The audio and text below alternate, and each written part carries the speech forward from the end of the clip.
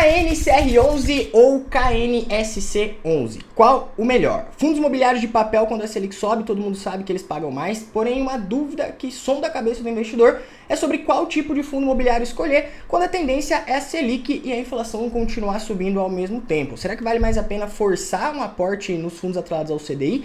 Ou será que vale mais a pena escolher os fundos atrelados ao IPCA? Ou às vezes será que vale a pena pegar um pouco de cada coisa? Vamos trocar uma ideia aqui sobre isso nesse vídeo para a gente tentar entender quando vale mais a pena a gente investir em FII de papel atrelado ao CDI, quando vale mais a pena a gente forçar um pouco mais no IPCA, qual é o risco e as vantagens de cada um desses fundos e qual desses dois tipos de fundos seria melhor pensando agora de 2025 para frente. Vamos falar sobre tudo isso aqui e muito mais nesse vídeo, só que antes da gente começar, comenta aqui embaixo o que você prefere. Você prefere fundos de papel atrelado ao CDI ou ao IPCA?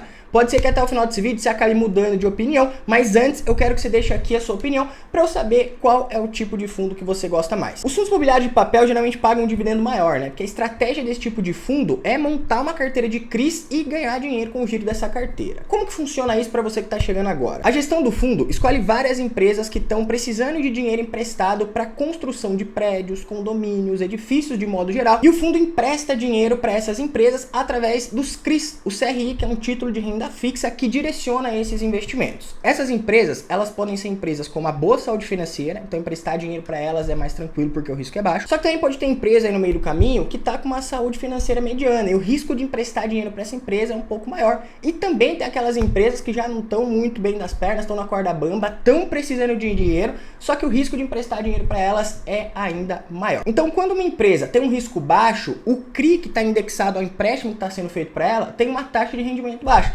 Quando a empresa tem um risco médio, o CRI tem uma taxa de rendimento médio. E quando a empresa tem um risco alto, o CRI tem uma taxa de rendimento alta. Porque no final das contas, é o investidor emprestando dinheiro para aquela empresa. Se o risco dela é maior, então a taxa de retorno tem que ser maior também. O que diferencia um fundo de papel do outro? A estratégia e a composição dessa carteira que o fundo vai montar. E quão eficiente a gestão vai ser para girar essa carteira e ganhar dinheiro sem ficar tomando calote. Então, em menos de 5 minutos, cara, você já aprendeu aqui um dos principais fundamentos dos fundos de papel, que é entender o risco de crédito que o fundo está correndo para conseguir ter um rendimento cada vez melhor. Esse tipo de conhecimento aqui, eu me aprofundo mais dentro do Renda com FII, que é meu curso específico de fundos imobiliários com foco em renda mensal. E eu vou abrir a 5ª turma, segunda-feira agora, dia 6, e 7h30 da noite, na segunda, eu vou fazer uma live ao vivo aqui no YouTube, falando sobre a oportunidade da década nos fundos imobiliários. Todo mundo sabe que os fundos imobiliários estão caindo, né? Mas existem janelas de oportunidade em alguns fundos que você não pode perder. Então, você não paga nada para participar dessa live, tá? Você pode clicar no link que tá aqui na descrição para você pegar o material de apoio gratuito para você estudar e se programar aí para você estar comigo 7h30 da noite, segunda agora. Já coloca aí no seu calendário, no seu despertador, coloca aí um aviso para você,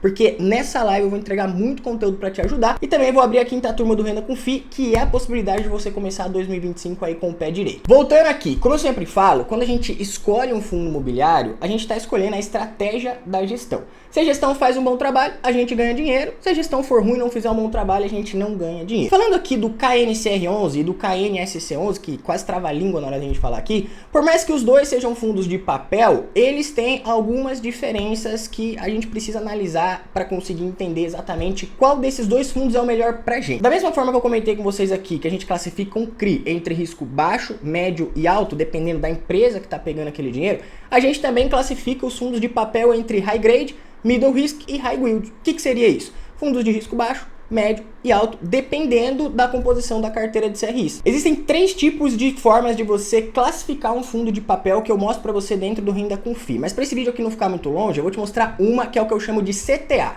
que é a gente analisar a concentração, a taxa e a alavancagem. Concentração é a gente entender se o fundo tem uma parte relevante do patrimônio em apenas um CRI ou em poucos CRIs mais arriscados. A gente consegue analisar o rating de crédito, a gente consegue analisar a composição e também a empresa que está emitindo aquele CRI. Analisar a taxa é a gente entender qual que é o tipo de risco médio da maioria dos CRIs que estão compondo aquela carteira, se ela está aumentando ou diminuindo o risco. E a alavancagem é a gente entender se o fundo tem dívidas, que se essas dívidas forem muito altas, isso aí também vai aumentando o risco do fundo. Onde que você pega essas informações? Você abre aí o relatório do fundo, entrando ali no Investidor 10, clicando em empresas, e você pode baixar o relatório de qualquer fundo imobiliário que você esteja estudando. No KNCR11, a gente nota que não tem muita concentração, porque o CRI com maior exposição na carteira aqui corresponde só a 5% do patrimônio total do fundo. Então tá bem tranquilo, porque de todo o dinheiro que o fundo tem, somente 5% está concentrado. Se a gente pega um fundo aí que tem 20, 30, 40% de concentração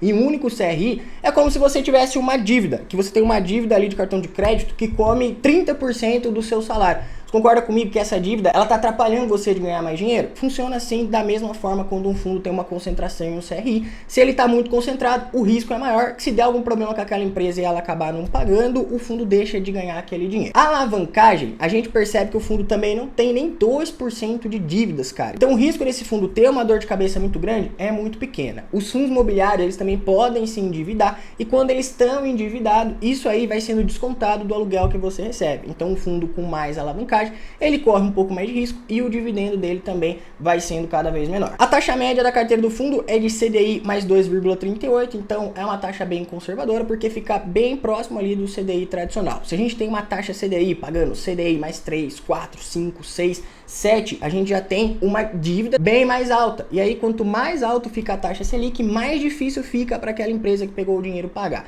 Então esse tipo de taxa aqui é uma taxa mais conservadora. Já no KNSC11, a gente percebe que ele também não tem muita concentração, mas tem algumas coisas diferentes que você vai aprender a analisar junto comigo. A taxa média da carteira desse fundo já é separada, tem um pedacinho de IPCA e um pedacinho de CDI. A taxa média da carteira fica em IPCA mais 9,6 e CDI mais 3,33, já é um pouquinho mais alta, né? E dentro da carteira de CRIs aqui, a gente já nota que tem vários empréstimos aqui com uma taxa que supera IPCA mais 9, que é uma taxa bem mais alta do que a média do mercado, né? Se você abrir o Tesouro Direto hoje, a gente vai encontrar alguns títulos aí pagando IPCA mais 6, IPCA mais 7, ultimamente aí pingou até IPCA mais 8, que já é um absurdo bem alto. Agora uma empresa que toma uma dívida com IPCA mais 9, já é uma taxa um pouco maior, e isso aí aumenta o risco do fundo. Como eu disse, eu não vou me estender muito aqui nessa parte mais analítica, mas esse é um dos 3 passos para você aprender a classificar um fundo de papel. Assim fica muito mais fácil você entender se o fundo é um fundo de risco baixo, médio ou alto. E aí quando a gestão não classificar o fundo, quando não tiver muita informação, se você fizer uma análise prévia aqui da carteira de CRI, já vai ficar muito mais fácil de você entender se o fundo vale ou não vale a pena para os seus investimentos. No caso desses dois fundos aqui, o KNCR11 é um fundo high grade e o KNSC11 é um fundo middle risk. E como a gente já entendeu mais sobre como classificar esses fundos, agora fica mais fácil da gente responder as 4 perguntas que eu fiz aqui no começo desse vídeo. Quando vale mais a pena investir em um fundo de papel atrelado ao CDI? Obviamente é quando a taxa Selic tem uma tendência de continuar subindo, né? Se a gente sabe que a Selic vai subir, os fundos atrelados ao CDI, eles vão subindo o rendimento também, porque as dívidas dos CRIs estão atreladas ao CDI.